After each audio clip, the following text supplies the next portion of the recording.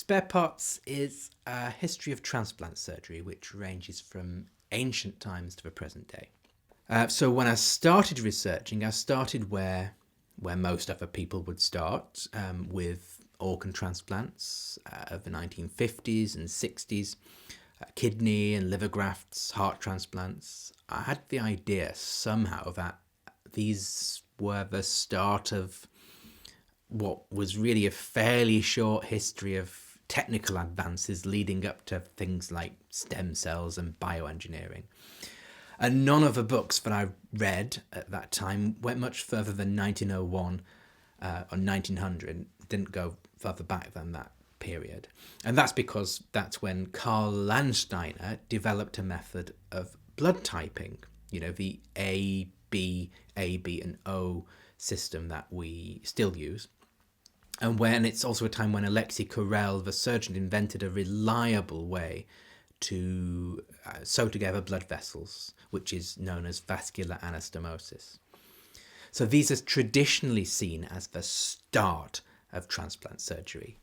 And everything after that is both a technology race or a race for dominance by one usually self-styled great man or another. And the most powerful story of all was the race to transplant a human heart. And it was a race won by Christian Barnard in South Africa in 1967. Now that's traditionally a very, very powerful and compelling story. It combines human interest, of course, with the idea of a heroic surgeon. But it's also a result of a certain historical moment. Those heroic, maverick figures like Christian Barnard were very popular post-war. They telegraphed a kind of competence and represented an infectious optimism. And the 1960s were also a time when hospitals and individual doctors started to get wise to PR and savvy and started to curate their own public image. But looking back at some of them now, those stories are, I think, starting to show their age.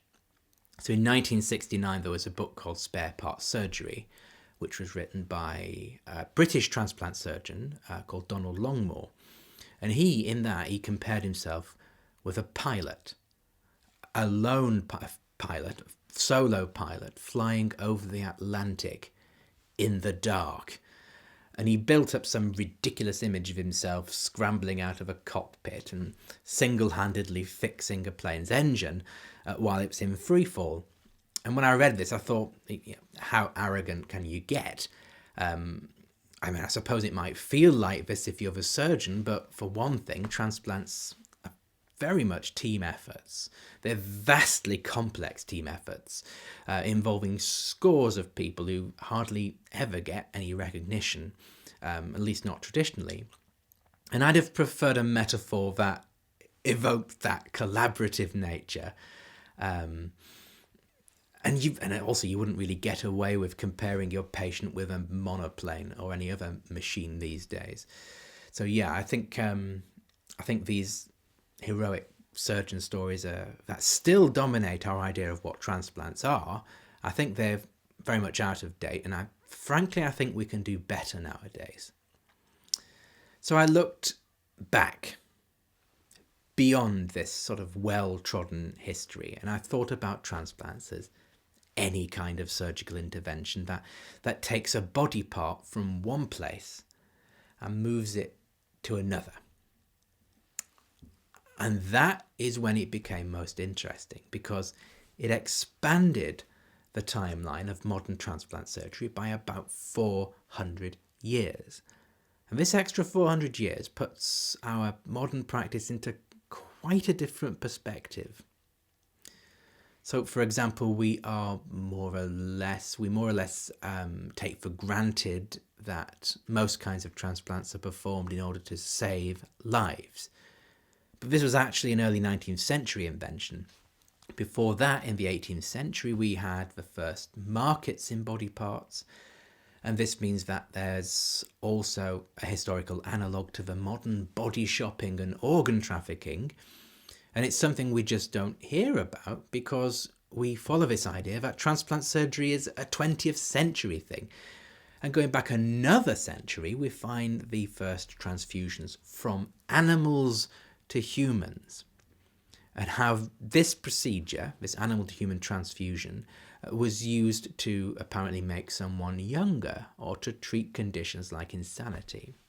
So again, today we hear about organ recipients feeling inexplicable connections to their donors. And here's an historical instance where some doctors felt they could deliberately transplant something about a creature, its youth, a bit of its temperament, or even its personality. They felt they could transplant that along with its blood. And back even further than that, we can go back further than that. And when we do, we reach the 16th century, time of Shakespeare, of Copernicus, that kind of thing. And it's also the time when the first modern skin grafts came about in Italy. And this is the era when surgical transplants resembled horticultural grafts, and actually they were direct transpositions of plant grafting. And one surgeon, Leonardo Fioravanti, he described transplants as the farming of men. And this was the time when transplants were also part of Italian peasant culture. They were performed exclusively by people who lived close to the land, and it was a farming operation after all. And in fact, transplants it was an alien concept to most medical professionals until the very end of the century. But skin grafts, actually, they're far older than that even. One technique was described in the 6th century BC in an ancient Indian surgical text, the Sushruta Samhita. And the Samhita was a catalogue of surgical procedures that were, even then, already considered traditional. So transplants are likely many centuries older than even this. Now, I found a few myths about transplant surgery. I mean transplants appearing in myths, actually. There are ancient heart transplants, head transplants, and they obviously didn't happen in reality, but myths did actually influence the reality of transplants. When surgeons were criticized for playing God by skin grafting, it was because some myths, like those described by the Roman poet Ovid, involved people transforming into flowers or spiders or stags, and their transformations became a kind of a warning. If you as a human alter nature, something that God has already supposed to have made perfect, then you risk creating a monster. Actually, if you ever go to an Italian Renaissance garden, you'll see plenty of statues and other depictions of Ovid's various monstrosities and metamorphoses. And this is because the gods themselves are abominations.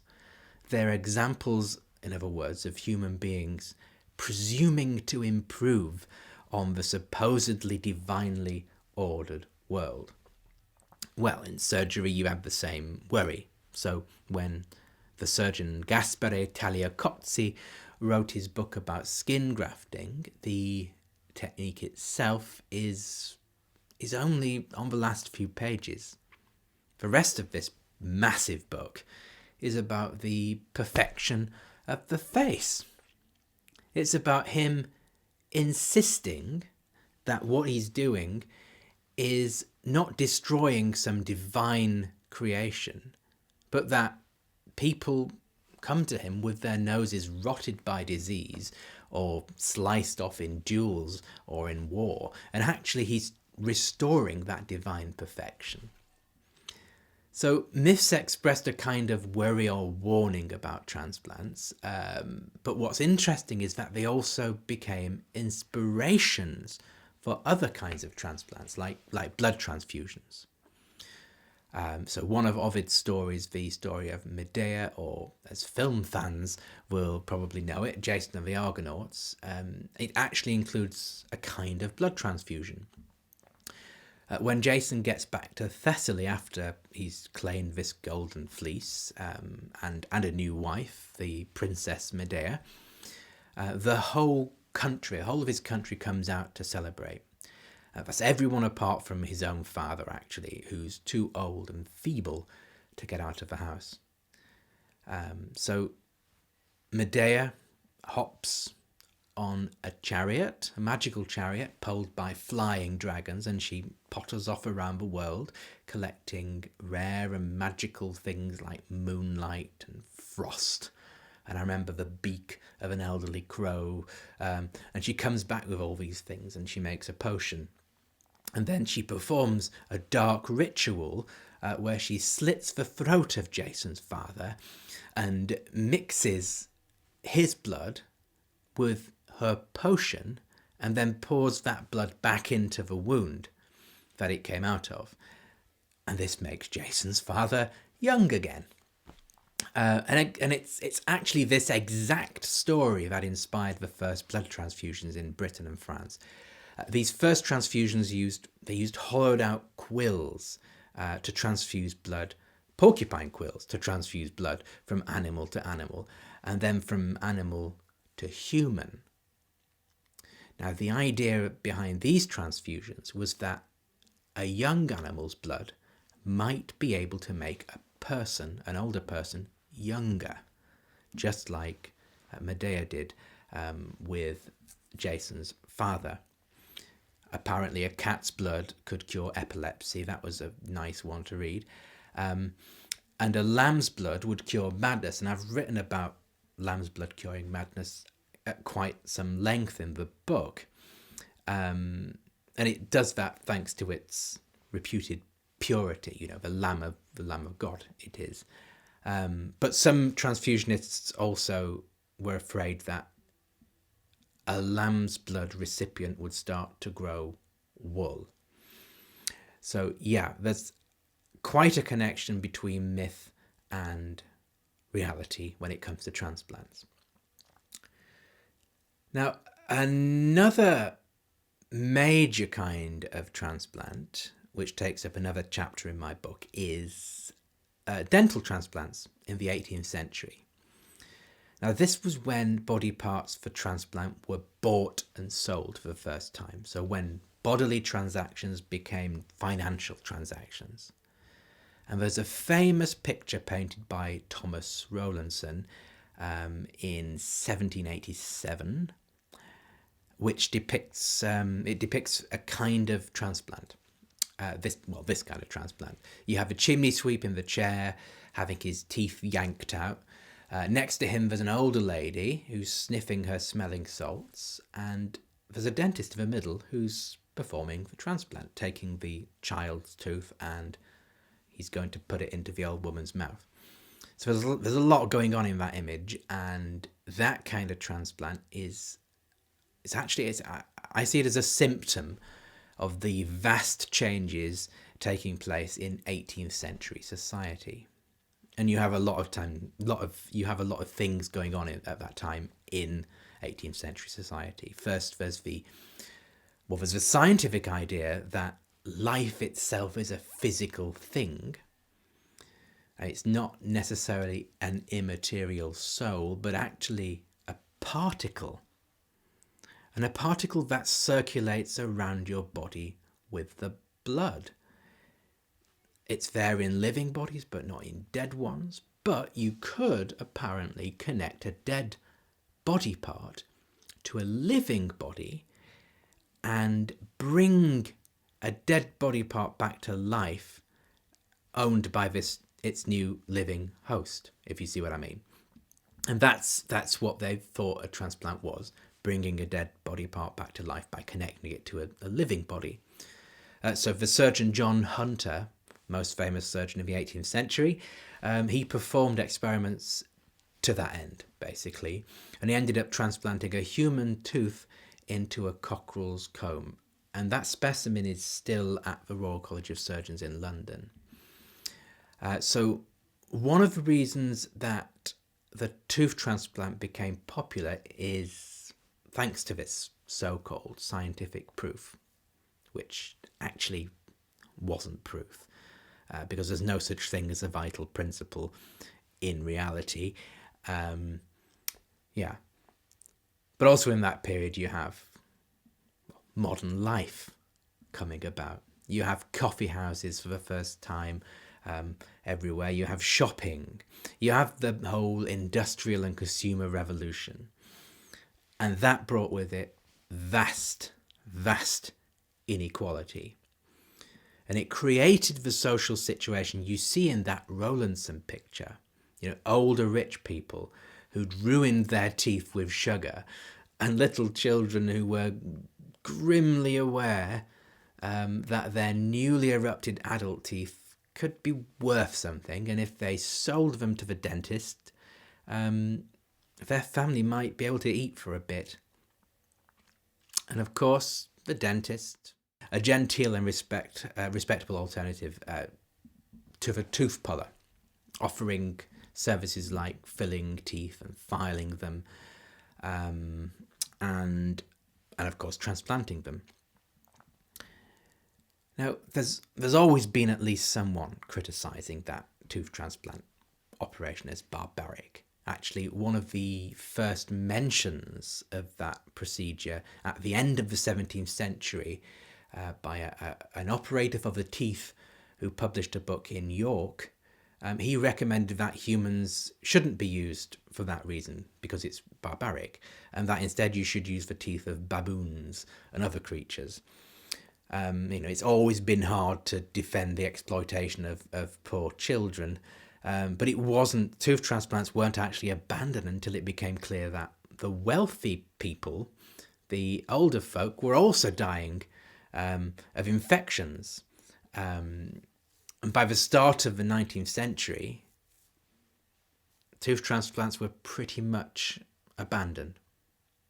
Although I did see one in a dentistry textbook published in 1919, although I've not seen them practiced anywhere near that late. So there's actually a great deal of history that we don't necessarily include as part of the transplant timeline. There's one aspect of transplant surgery that we take for granted nowadays, but that only emerged relatively late, and that is the altruism, the fact that transplants should be about saving lives. And it was, as I said, I think I said a minute ago, that before the 19th century, no transplants, at least none that I've come across, ever had anything to do with saving a life deliberately. That came in the 1810s when the midwife, James Blundell, performed the first blood transfusions between two humans this time. And he performed them because he noticed that woman after woman was dying of a hemorrhage. And he thought that he can't just sit there and watch this happening. He might as well try transfusions. And after that point, transplants became life-saving procedures more and more. But it comes quite late. There's far more to the history of transplants than we tend to think, because maybe we ignore these older and unusual and unsuccessful attempts at transplanting body parts, or maybe we're just simply unaware of them. Some of them are shameful, some of them are hopeful, some of them are completely insane and weird, and that's the larger history, the more human history that Spare Parts tells.